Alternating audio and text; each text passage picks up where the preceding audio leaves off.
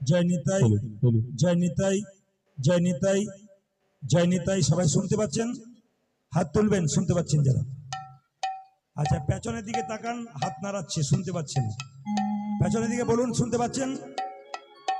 এই দুটো বক্সে কীর্তন হয়? এত বড় আসর, ওই দুটো বক্সে কীর্তনটা ম্যানেজ করা যায়? ওই দুটো বক্সে মাত্র এত বড় আসর ম্যানেজ করা যায়? ধন্য দিলাম আপনাকে। দুটি বক্সের উপরে এত বড় আসর মেকআপ করা যায়? শুনতে পাচ্ছেন? একটু দাঁড়িয়ে বলুন। হ্যাঁ না না, একটু দাঁড়িয়ে বলে দিন ওনাকে, বলুন এগুলো পাচ্ছে। আপনারা যারা পাচ্ছেন একজন দাঁড়িয়ে বলুন ওনাকে, দেখুক। হ্যাঁ দেখুন, দেখুন কি বলছে মাইকম্যান ভাই, দেখুন কি বলছে, দেখুন দেখুন দেখুন কি বলছে, তাকান ওদিকে। জয় নিতাই, জয় নিতাই।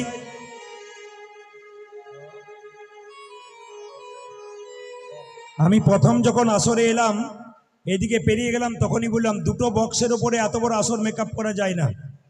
মনিটর চাই, ছোট ছোট মনিটর চাই। বেশ, যা হয়েছে উপায় নেই, যেটুকু আছে সেই নিয়ে চলতে হবে। জোরে বলুন রাধা রানী কি। বেশ বাবা, একটু আস্তে আস্তে শুনে নেবেন। হ্যাঁ,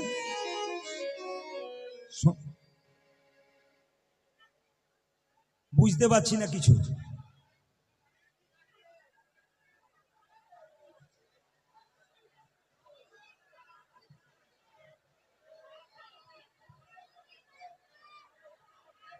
সাউন্ড নেই, দর্শকের কাছে সাউন্ড নেই। দর্শকের এর আগেবারও তাই হচ্ছিল, আগের আসরে শুনতে পাওয়া যাচ্ছিল। তাহলে কিছু কেউ কিছু করে দিয়েছে বোধ হয়। হ্যাঁ,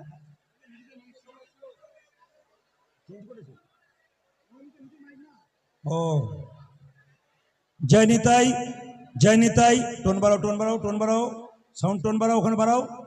জয় নিতাই, জয় নিতাই, জয় নিতাই। এটা কোথায় লুকিয়েছিল? জয় নিতাই, জয় নিতাই। বেশ বেশ বেশ বেশ, এগুলো মাইকম্যানদের নজর থাকা দরকার।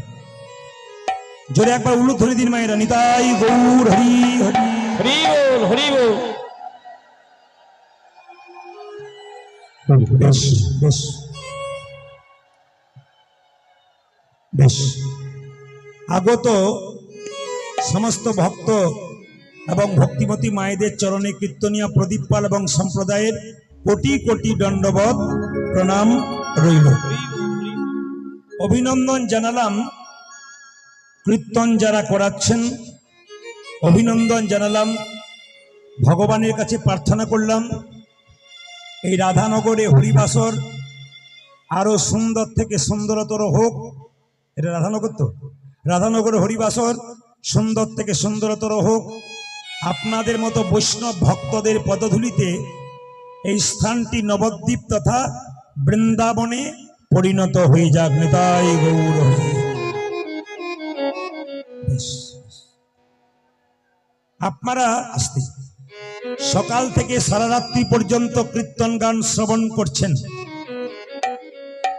কীর্তন শুনবেন, হৃদয়ে নিয়ে যাবেন, জীবনে ব্যবহার করবেন, আপনার জীবন সুন্দর হবে। প্রথম প্রশ্ন হবে, যিনি গৌরাঙ্গ মহাপ্রভু তিনি জন্ম নিয়েছিলেন কত সালে? 1407 শতাব্দের ফাল্গুন মাসের পূর্ণিমা তিথিতে তিনি জন্মগ্রহণ করলেন। সবার কাছে নিবেদন রইল, দোল পূর্ণিমার দিনে, দোল পূর্ণিমা তিথিতে মহাপ্রভুর জন্ম হলো, কিন্তু লজ্জার ব্যাপার আপনাদের বাচ্চার জন্য আপনারা যীশুখ্রিস্টের জন্মদিনে কেক কিনে আনছেন, বাচ্চাদেরকে বুঝিয়ে দিচ্ছেন আজকে যীশুখ্রিস্টের জন্মদিন।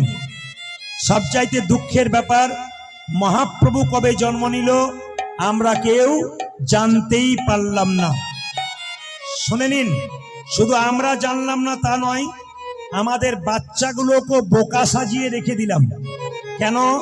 বাচ্চাগুলোকে শেখালাম না যে মহাপ্রভু কবে এলো। যেদিন আপনারা রং খেলা নিয়ে মেতে থাকেন, আবির খেলা নিয়ে মেতে থাকেন, সচী মাতার কোল আলো করে 1407 শতাব্দে ফাল্গুন মাসের পূর্ণিমা তিথিতে মহাপ্রভু এলেন।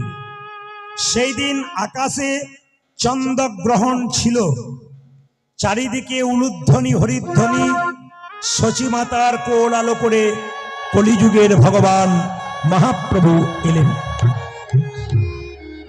বেশ বেশ মায়েরা, জন্মক্ষণটা কত সুন্দর দেখুন, জন্মক্ষণটা কত সুন্দর দেখুন। মহাপ্রভু যখন এলেন তখন নিম গাছের নিচে জন্ম নিয়েছিল বলে নাম হয়েছিল নিমাই। শচীমাতার ৮টা কন্যা মারা যাবার পর একটা ছেলে জন্ম নিয়েছিল, তার নাম বিশ্বরূপ। এবার জন্ম নিল একটি সন্তান নিম বৃক্ষের নিচে, তার নাম নিমাই।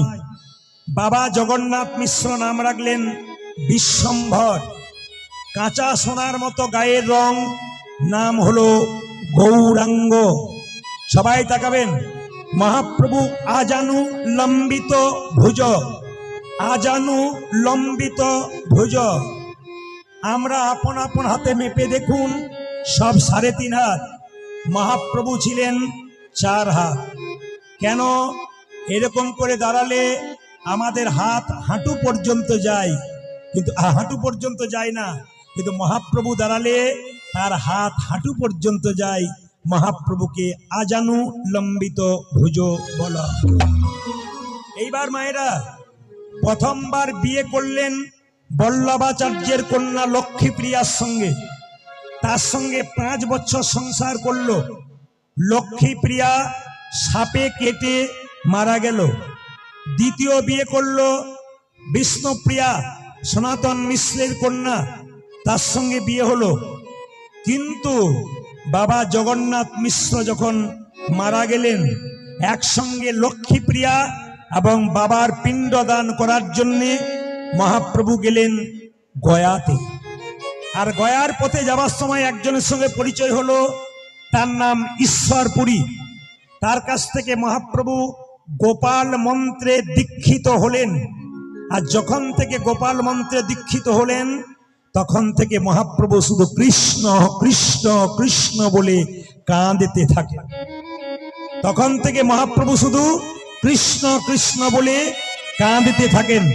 তাকাবেন, সন্ন্যাস নেবেন সিদ্ধান্ত করলেন। কেশব ভারতীর কাছে সন্ন্যাস মন্ত্র নিয়ে নাম নিলেন শ্রীকৃষ্ণ শ্রীকৃষ্ণ চৈতন্য প্রভু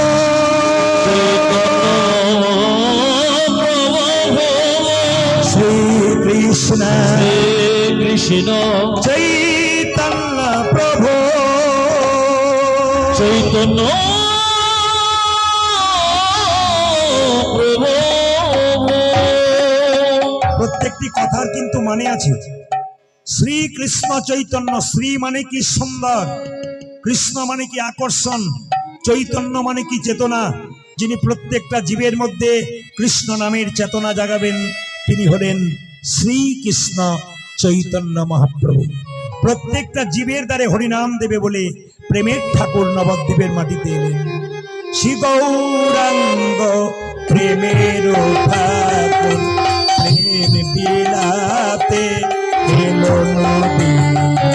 আজি শ্রী গৌরাঙ্গ প্রেমের ঠাকুর, প্রেমে বিলাতে এলো নদী। শ্রী গৌরাঙ্গ প্রেমের ঠাকুর, প্রেম বিলাতে এলো নদী। শ্রী গৌরাঙ্গ প্রেমের ঠাকুর, প্রেম বিলাতে এলো নদী। রাধা প্রেমে করা তনু, রাধা প্রেমে গোরা তনু, রাধা প্রেমে করা তনু, আগে রাধা প্রেমে গোরা তনু, অন্তরে যার শ্যামরাই। রাধা প্রেমে গোরা তনু, অন্তরে দর্শন। রাধা প্রেমে